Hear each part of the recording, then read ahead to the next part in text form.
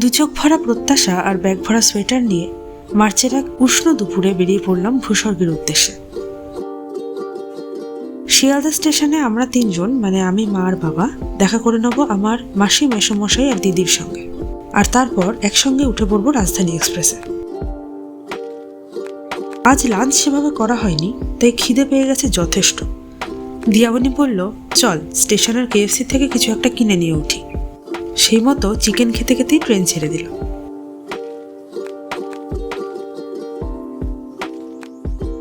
তারপর বিকেল গড়ালো আর রাজধানী এক্সপ্রেসে চলে এলো স্ন্যাক্স।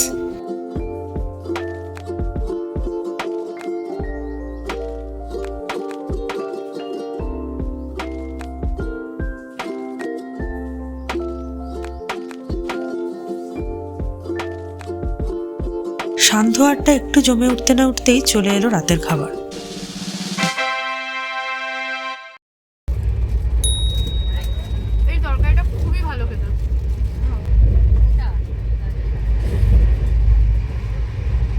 কেমন পনিরটা?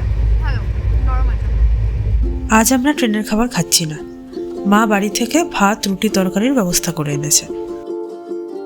আমাদের কোচ অ্যাটেন্ডেন্ট প্রথমেই বলে দিলেন, একদম নিজের বাড়ির মতো ট্রেনটাকে ভাবো। বাড়ি থেকে আনা খাবার উনি নিজে দায়িত্ব নিয়ে গরম করে দিলেন যাতে আমাদের খেতে সুবিধা হয়।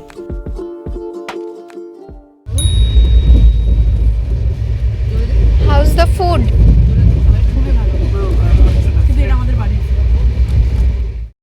ট্রেনে কখনো রাত্রি যাপন করার থাকলে আমি সব থেকে বেশি এক্সাইটেড থাকি সকালে জানলা দিয়ে সূর্যোদয় দেখব বলে। ব্রেকফাস্টে মাখন, পাউরুটি আর অমলেট সকালের মেজাজটা ফুরফুরে করে দিল।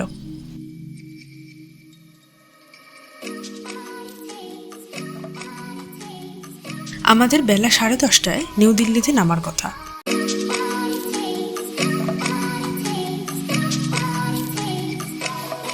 নিউ দিল্লি স্টেশন দেখে আমি বেশ আশাহত হয়েছি বলা যায়।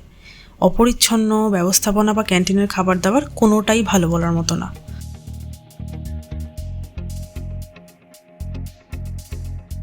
আমাদের পরবর্তী ট্রেন বন্দে ভারত এক্সপ্রেস যথাসময়ে স্টেশনে চলে এলো। খুব অল্প সময়ের জন্য এর দরজা খোলে, তাই লাগেজ নিয়ে ভিড় ঠেলে ওঠাটা বেশ কষ্টসাধ্য।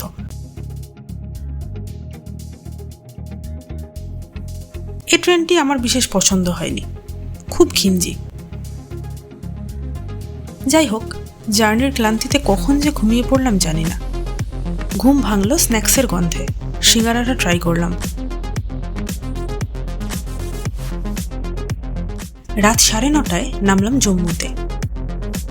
এখানে যে হোটেলে রাতটুকু কাটাবো সেখানেই দেখা হয়ে যাবে আমাদের বাকি সহযাত্রীদের সঙ্গে, আর আগামীকাল রওনা দেব শ্রীনগরের উদ্দেশ্যে।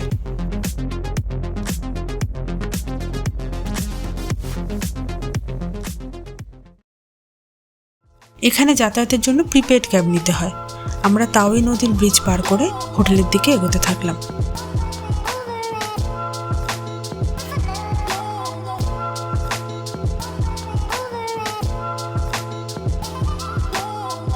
পাহাড়ি অঞ্চলের রাত বড়ই শুনশান, তাই যখন হোটেলে ঢুকলাম মনে হলো যেন মধ্যরাত হয়ে গেছে।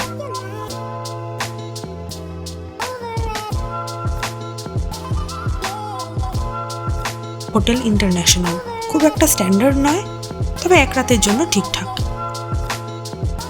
পরদিন অনেক সকালে আমাদের শ্রীনগরের উদ্দেশ্যে বেরিয়ে পড়তে হলো।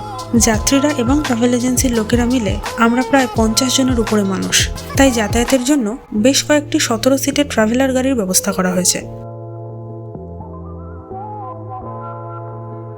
সত্যি বলতে কি, জম্মু থেকে যত শ্রীনগরের দিকে এগোচ্ছি তত চারপাশের প্রাকৃতিক সৌন্দর্য বৃদ্ধি পাচ্ছে। জম্মু থেকে শ্রীনগরের পথে আমাদের বেশ অনেকগুলি টানেল পেরোতে হবে। তার মধ্যে প্রথম টানেলটি হলো শ্যামাপ্রসাদ মুখার্জি টানেল। এই টানেলটির দৈর্ঘ্য 9 কিলোমিটারেরও বেশি। টানেলটি পেরোনোর পরেই এক জায়গায় আমাদের গাড়িগুলি দাঁড়ালো। জায়গাটির নাম চন্দরকোট, বেশ জনবহুল, অনেকগুলি দোকানও রয়েছে। এখানেই আমাদের লাঞ্চ দেওয়া হলো। লাঞ্চের আইটেম ভাত, ডাল, আলু ঢেঁড়স ভাজা আর মাছের ঝোল। খেয়ে বেশ তৃপ্তি পেলাম। সুন্দর ভিউ পয়েন্ট আছে বলে অনেক ছবি তোলা হলো। তারপর আবার গাড়িতে উঠে শুরু হলো শ্রীনগরের উদ্দেশ্যে যাত্রা। যেমনটা বলছিলাম, পথের প্রাকৃতিক শোভা তো বাড়ছিলই, উপরি পাওনা হিসাবে পেয়ে গেলাম চেনাব নদীকে, অর্থাৎ যাকে বাংলায় আমরা চন্দ্রভাগা বলি। এই নদীর সৌন্দর্য হয়তো ভিডিও ক্যামেরায় ধরা সম্ভব নয়। চেনাব পেরিয়ে পার্বত্য পথ ধরে যেতে যেতে সামনে পড়ল আরও একটি টানেল। টানেলটির নাম বানিহাল টানেল। ড্রাইভার বললেন এই টানেলটি পেরোলেই শ্রীনগর অনেকটা কাছে চলে আসবে। এটিও বেশ দীর্ঘ, প্রায় 8 কিলোমিটার।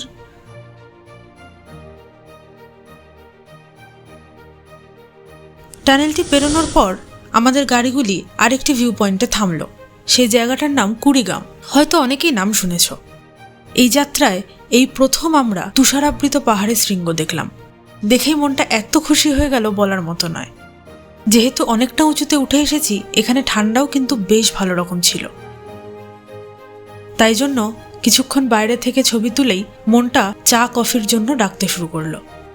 পাশেই একটা ক্যাফে দেখতে পেয়ে আমরা চলে গেলাম গরম গরম কফি খেতে।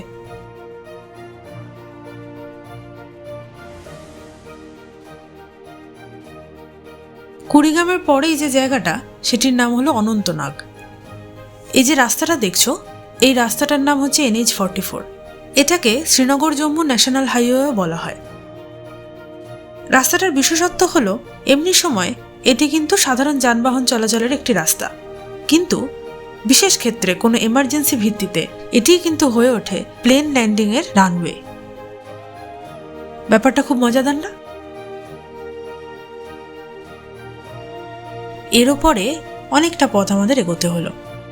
পাহাড়ের অপরূপ সৌন্দর্য আমাদের হাতছানি দিয়ে ডাকছিল। আজ রাতটা আমরা শ্রীনগরেই স্টে করব। কালকে সকালে আমাদের গুলমার্গ যাওয়ার কথা। অবশেষে শ্রীনগর পৌঁছালাম। এতক্ষণ আমাদের পথঘাট যেমন ফাঁকা ফাঁকা জনমানব শূন্য ছিল, শ্রীনগর কিন্তু একেবারেই সেরকম না। প্রচণ্ড জমজমাট, অনেক গাড়ি ঘোড়া, অনেক মানুষ। শহর শহর ভাবটা কিন্তু এখানে পুরো দমে রয়েছে। এই যে জায়গাটা দিয়ে যাচ্ছি, দেখতেই পাচ্ছ এখানে ওয়াটার বডি রয়েছে এবং তার উপর দিয়ে ব্রিজ রয়েছে। কৌতূহলবশত ড্রাইভারকে জিজ্ঞেস করলাম যে এটা কি কোনো নদী? এই ব্রিজগুলো কোন নদীর ওপর দিয়ে? ড্রাইভার বললেন এটি আসলে ডাল লেক। ডাল লেকের পিছন দিকটা। ডাল লেক কিন্তু শ্রীনগরের বিশাল জায়গা জুড়ে বিস্তৃত। অবশেষে আমরা হোটেলে পৌঁছালাম। হোটেলটার নাম হলো হোটেল শেফাফ।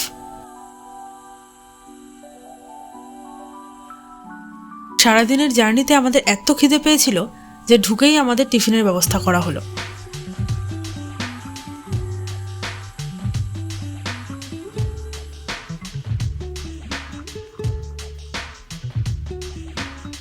হোটেলের ঘরে ঢুকে বেশ আনন্দ পেলাম। ঘরটা যেমন সুন্দর, বাথরুমটাও বেশ পরিষ্কার পরিচ্ছন্ন।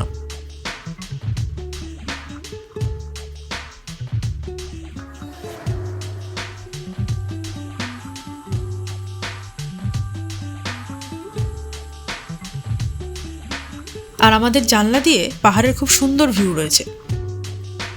যদিও জানলা খোলার উপায় নেই, ভয়ঙ্কর ঠান্ডা। আমাদের ঘরে বেড ওয়ার্মারেরও ব্যবস্থা ছিল, তাই রাতের বেলা টেম্পারেচার 1 ডিগ্রি সেন্টিগ্রেডে নেমে গেলেও আমাদের কোনো অসুবিধা হয়নি। ডিনারের পর সবাই যত দ্রুত সম্ভব যে যার ঘরে চলে গেলাম। আগামীকাল সকালে গুলমার্গ যাওয়া। আজকের ব্লগটা হয়তো আমাদের খাওয়া দাওয়া আর গাড়ি ঘোড়া দেখাতে দেখাতেই কেটে গেল। কাশ্মীরের মূল আকর্ষণগুলো কিছুই এখানে দেখাতে পারলাম না। গুলমার্গ, সোনমার্গ, পেহেলগাঁও, কাটরা, এই সমস্ত জায়গায় ঘোরার যে অভিজ্ঞতা, সেই অভিজ্ঞতাও তোমাদের সঙ্গে শেয়ার করে নেব। আমি জার্নির এই অংশটা বাদ দিতেই পারতাম, কিন্তু ভাবলাম যে গল্প যখন বলা শুরু করেছি, শুরু থেকেই বলা ভালো। আজকের ভিডিওটা যদি ভালো লেগে থাকে আর পরের অংশগুলো যদি তোমরা তাড়াতাড়ি দেখতে চাও, তাহলে আমাকে কমেন্টে জানিও। আপাতত গুড বাই।